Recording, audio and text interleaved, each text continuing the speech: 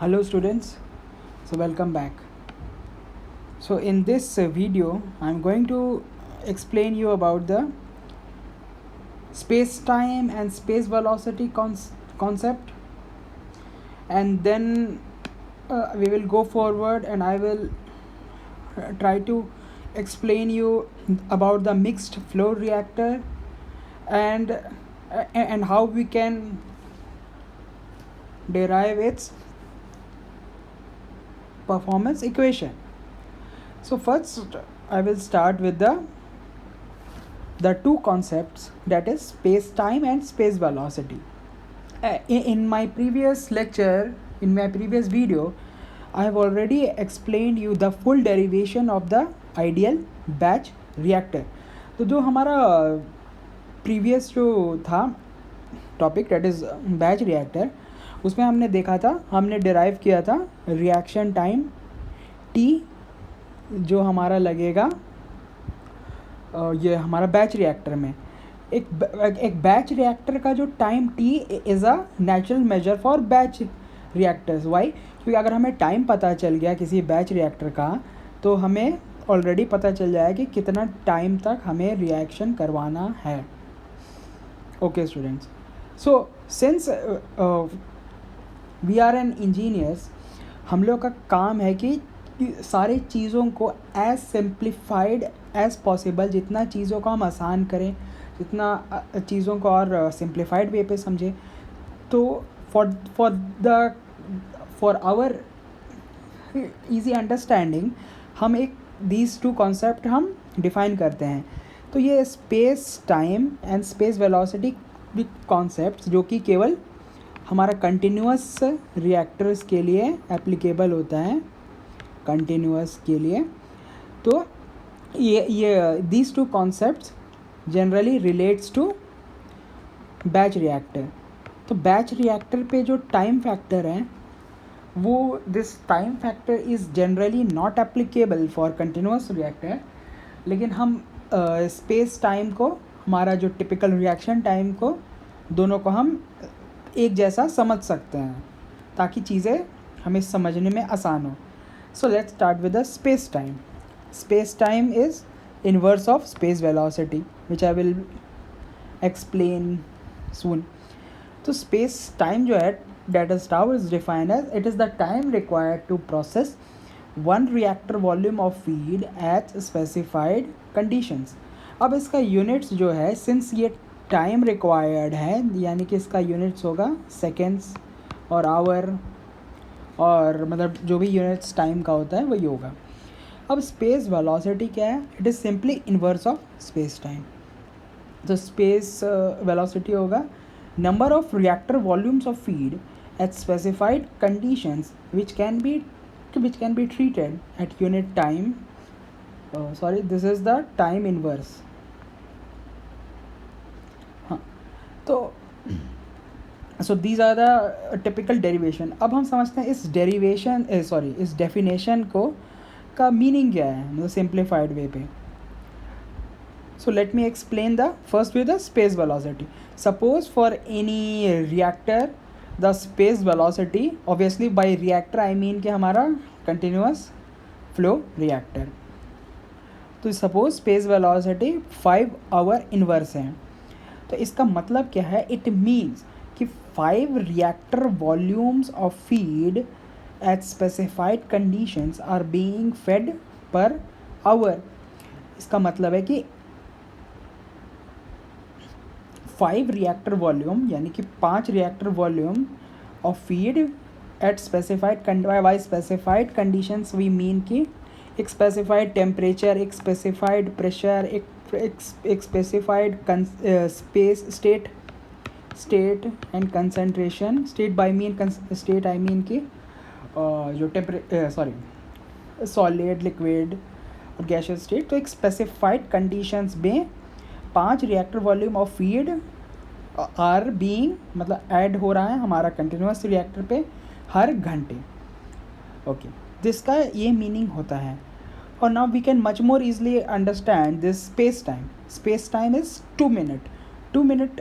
Suppose for a particular reactor again, the space time is 2 minutes, which means it means that for every 2 minutes one reactor volume of feed at specified condition is being treated by reactor. इसका मतलब हर 2 minute, मतलब जैसे ही 2 minute पास होगा उस समय तक 1 reactor volume of feed will be treated or processed.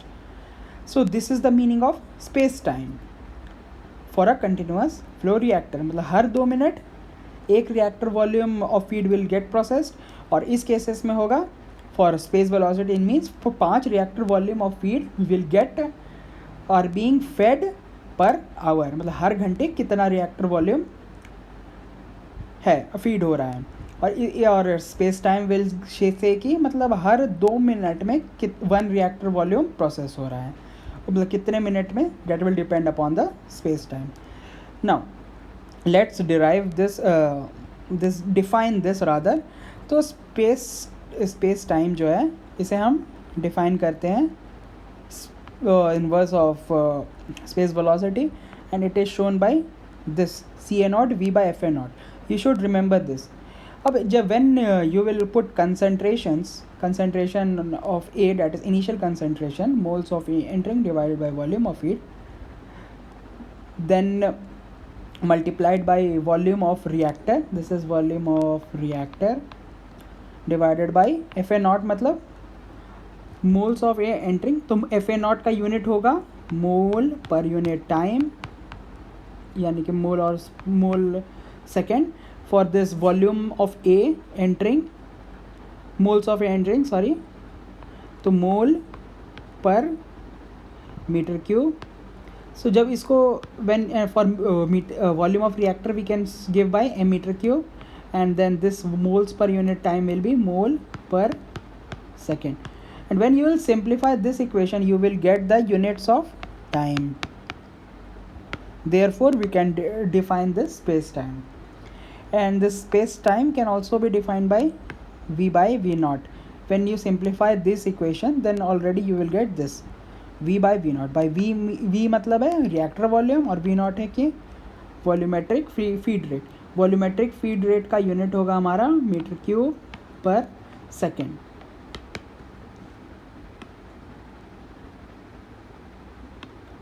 Okay. So I hope your space time concepts will be, space time and space velocity concepts are quite clear. It relates to your reaction time parameter that was prevalent in ideal batch reactor. Okay. So let's start with so as I told you in previous classes कि mixed कि जो ideal batch reactor and ideal mixed flow reactor और the plug flow reactor, ये एक reactor models है. यानी कि एक आइडियल तरीके से हम अज्यूम करते हैं, सर्टेन अजम्पशंस हम रखते हैं ताकि हम सबसे बेस्ट पॉसिबल रिएक्टर हम बना सकें. ओके. सो इसमें क्या क्या अजम्पशंस हैं. So first assumption is the mixing is very high, यानी कि काफ़ी तेज़ी से हमारा मिक्सिंग हो रहा है. And the second thing is uniform concentration distribution throughout the reactor. And the third is the concentration within the reactor at outlet will be same, useful for extremely fast reactions. Okay, so let me explain each point. See, suppose this is your mixed flow reactor. Sorry.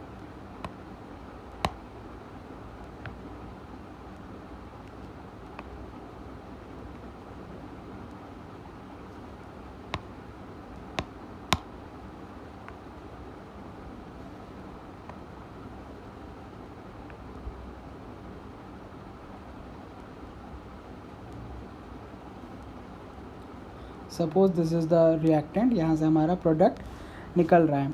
तब पहला assumption है कि इसमें एक स्टेरर होगा, ये continuously हमारा जो रिएक्शंस वगैरह होते रहेगा. तो मिक्सिंग वेरी हाई है, इसका मतलब कि ये काफ़ी एक सर्टेन स्पीड पे रोटेट कर रहा है, और सारे जब मिक्सिंग काफ़ी अच्छे से मिक्स मतलब हर पॉइंट्स पे एक ही कंसंट्रेशन होगा। अगर मिक्सिंग अच्छे से है देन वी कैन से कि हर पॉइंट पे, जब इसका एक भी पॉइंट को आप एनालाइज करोगे by taking one drop and may be you analyse through a certain concentration measuring device, यानी कि स्पेक्ट्रोफोटोमीटर या सर्टेन इंस्ट्रूमेंट्स मेजर करोगे, देन यू विल ऑब्जर्व कि हर पॉइंट्स पे, इवन यहाँ पे पॉइंट लो और इधर पॉइंट लो, हर पॉइंट पे एक ही कंसंट्रेशन होगा। ऐसा क्यों होगा? Because mixing is very high. And by third point I mean concentration with in the reactor and here will be and at outlet will be same. तो एंड सेकेंड assumption is कि जो concentration यहाँ पे है, suppose this is CA, that same concentration will be here also at outlet. So this is the third assumptions. ये ऐसा इसलिए होगा क्योंकि जब सिंस के अच्छे से मिक्स हो रहा है, कंसंट्रेशन डिस्ट्रीब्यूशन एक ही है, तो इसीलिए हमारा जो concentration at outlet and this will be same. These are the assumptions. Okay, now let me derive the relation between this for this mixed flow reactor.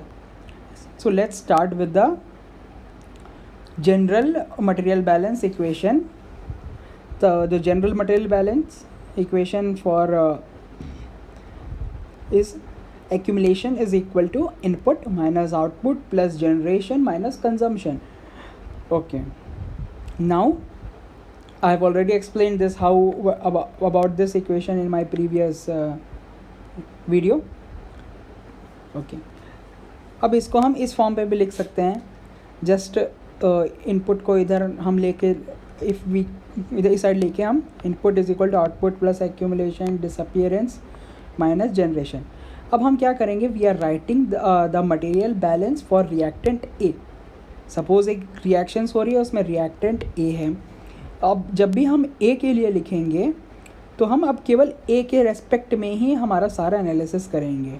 तो इस केसेस में सिंस ए ये कंटिन्यूअस रिएक्टर है तो कोई भी एक्यूमुलेशन टर्म नहीं होगा, यानी कि कुछ भी चीज़ एक्यूमुलेट नहीं होगा। एंड सिंस कि ये रिएक्टेंट है इसलिए ये जो ए पार्ट है ये समय के साथ मतलब डिसअपियर करेगी, यानी कि हटने लगेगी। और जो जनरेशन टर्म्स है वो नहीं होगा, क्योंकि अगर इफ़ सपोज़ कि कोई प्रोडक्ट फॉर्म होता अगर उसके लिए लिखते, इसलिए ए जनरेट नहीं हो रहा, that's why it is 0। And since यहाँ से एक कोई भी रिएक्शन 100% कन्वर्जन नहीं होगा, इसलिए कुछ अनकन्वर्टेड ए हमारा आउटलेट पे निकल जाएगा। और जो डिसअपियर होगा ये डिसअपियर होके मे बी कोई प्रोडक्ट फॉर्म करेगा, that will be shown by -RA into volume. Now अब इसका यूनिट्स जो हो FA0 का होगा, that will be moles per unit time, यानी कि mole per second in SI system. Okay, अब this is equation is simply written here. Then as you know कि FA को we can also write as FA0 1 minus XA is equal to minus RAB. Now we are simply subtracting this and then we are getting this, and now simply now by simple mathematics we get this equation. So this is the design equation or performance equation for mixed flow reactor. अब इस student, so let's focus on this equation. This equation is very much important. तो इस reaction में suppose कि हमें एक reaction हमें पता है और हमें चाहते हैं उसका एक सर्टेन कन्वर्जन हो। सपोज़ हम चाहेंगे कि किसी भी रिएक्शन का सबसे ज़्यादा से ज़्यादा कन्वर्जन हो सके। Suppose this is your A to B एक रिएक्शन है जो सर्टेन इंडस्ट्री में हो रहा है। अब हम चाहेंगे कि हमें B मैक्सिमम प्रोड्यूस हो, तो इसके लिए हम सिंपली ऐसे कैलकुलेट कर सकते हैं कि for XA is equal to 0.9, यानी कि सपोज we want 90% कन्वर्जन, और RA हमें ये जो रिएक्शन काइनेटिक्स है सपोज़ कि वो KCA power law model follow करती है।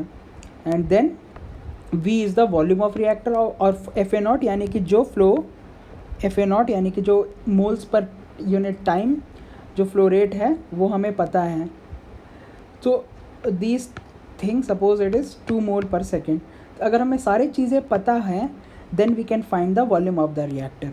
अब अगर वॉल्यूम ऑफ द रिएक्टर पता है तभी हम रिएक्टर को डिज़ाइन कर सकते हैं। डिज़ाइन का मतलब है कि हम वॉल्यूम पता होगा तब उसके हिसाब से हम उसका साइज़ वगैरह सेट कर सकते हैं। We can set the height और the diameter of the vessel by simply knowing the volume from this equation. I hope it is clear this part. Okay, अब सिंपली इसी इक्वेशन को हम स्पेस टाइम के form पे भी लिख सकते हैं सो डैट कि हम रिलेट कर सकें स्पेस टाइम को with time. Actually what happens this, जो हमारा जो स्पेस टाइम को है, space time will be same as the reaction time for constant volume reaction system. So this is the most important thing to find. Suppose we एक constant volume system है, यानी कि for liquid system है, we are doing experiments in lab in a batch reactor, और जब उसी reactor पे हमने टाइम निकाला हुआ है तो उसी टाइम का यूज़ करके वही सेम टाइम जो बैच रिएक्टर पे हमने फाउंड किया उसी टाइम को हम यहाँ स्पेस टाइम पे टाउ पे फीड कर देंगे और हम अपना कैलकुलेशन कर सकते हैं टू फाइंड द वॉल्यूम। तो सबसे मोस्ट इम्पॉर्टेंट रीज़न यही है space time. I am repeating कि स्पेस टाइम का सबसे मोस्ट इम्पॉर्टेंट थिंग है कि जो रिएक्शन टाइम जो कि बैच रिएक्टर के लिए होता है वो सेम होता है for space time for an constant volume reaction system, यानी कि for liquid systems, liquid reacting system. Okay, so now let me further simplify. Now 2 cases can arise from this. This is CVRS, constant volume reaction system, and it is other case will be for variable volume reaction system. अब इस cases के लिए कि suppose कि EA will be 0 because for CVRS already we know कि EA is equal to 0. Now for conversion, XA is given by 1 minus CA by CA naught. I have already explained in previous videos कि XA can be shown as CA by CA naught for CVRS systems. Okay, so simply now we will put these equations here. Now we will get, by simple substitution we will get these equations. So I hope this derivation part is clear. Now let us plot the Levensspiel plot for 2, that is for general case, and then I will plot for this special case, that is for CVRS system. And for general case ये हमारा जो equation था V by F naught is equal to XA into minus RA। अब इस equation के लिए हमारा कोई भी डिफरेंशियल टर्म यानी कि d by dx वाला टर्म नहीं है। डिफरेंशियल टर्म हमारा तभी होता है, डिफरेंशियल टर्म हमारा तब होगा जबकि हमारा कंसंट्रेशन, सिंस इस में हमारा अजम्पशंस में ये कि सारे पॉइंट्स पे कंसंट्रेशन एक ही है इनसाइड द रिएक्टर, इसलिए कोई भी डिफरेंशियल टर्म हमारा डेरिवेशन पे नहीं है।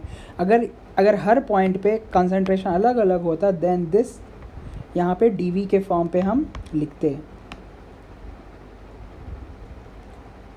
ओके,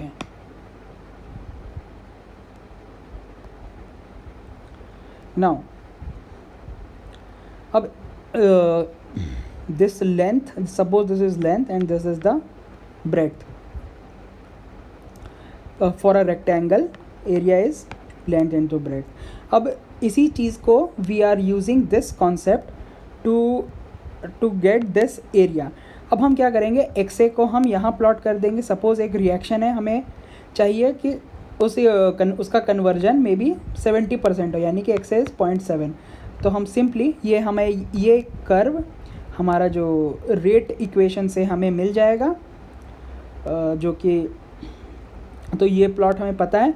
सपोज़ कि ये 0.7 पे हमें निकालना है, तो this is 0.7 suppose then we will just do straight line here, और जहाँ पे ये कर्व यहाँ टच करेंगी उसी को हम यहाँ पे ले आएंगे, and then we will get this area will give volume by FA0 or tau by CA0. So I am explaining you again. Let me change the color to this blue color. Okay, so let me explain. Suppose this is the 1 by minus RA and this is XA. Suppose कि हमें ये पता है, ये simply जो rate equation का convergence है, जो रिलेशन है, that will be dependent upon कि कौन सा ऑर्डर ऑफ रिएक्शन है, n is equal to 0, n equal to 1, n equal to 2, या जो भी रेट इक्वेशन है, तो उस पर इससे ये प्लॉट आ जाएगा। और जो भी कन्वर्जन पे हमें निकालना है उस कन्वर्जन पे सपोज़ कि हमें 90% कन्वर्जन चाहिए, तो यहाँ 0.9 से हम सीधा ऊपर की तरफ लेंगे, जहाँ पे ये पॉइंट टच करेगी उसे हम यहाँ पे ले आएंगे, एंड देन इसका हम एरिया फाउंड करेंगे। तो इस एरिया से हमारा वॉल्यूम बाय FA0 निकल जाएगा और हम यहाँ से वॉल्यूम निकाल सकते हैं। This is how we find the volume using Levenspiel plot. Okay, अब now we are taking for special case, that is for constant volume reaction system. अब इसमें भी सेम है, इसमें simply 1 by minus RA is, और ये इस cases में द इनिशियल कंसंट्रेशन, क्योंकि रिएक्टेंट है तो उसका इनिशियल कंसंट्रेशन ज़्यादा रहेगा, और जैसे जैसे रिएक्शन प्रोग्रेस करेगी तो उस केसेस में फाइनल कंसंट्रेशन ये होगा, and then this area will give the tau, and this tau will be same as T for, that is for batch reactor, that is mean residence time. So this is the most important thing that we get from this space time. अब let me explain by drawing this again so that many of your doubts get cleared. तो ये हमें ये CA है और ये 1 by minus RA है, जैसे CA। सपोज़ कि इनिशियल कंसंट्रेशन है हमारा 40 मोल पर मीटर पर लीटर सपोज़, और ये 40 हुआ हमारा इस केसेस में, और सपोज़ हमें फाइनल कंसंट्रेशन चाहिए 20 मोल पर लीटर। तो अब हम क्या करेंगे इस केसेस में, सिंपली हम इसको जहाँ फाइनल कंसंट्रेशन पे हम यहाँ से ले जाएंगे इस पे जहाँ, और इसको हम ऊपर की तरफ प्लॉट करेंगे, फिर हम इसको ये शो करेंगे। तो बेसिकली जहाँ पे ये हमारा जो फाइनल कंसंट्रेशन होगा वहाँ से इसको, then this will give the area, that is tau. So this is how we find the space time from Leven's-Peel plot. So I hope your doubts might have been cleared, and now you are much more in a better way, so that you might have understood these two concepts, that is space time and space velocity, and then also have explained you about this mixed flow reactor, and mixed flow reactor के assumptions हमने देखा, and then उसका derivation भी हमने देखा। I hope your everything is clear. If you have any doubt, please feel free to ask in the comment section. Thank you.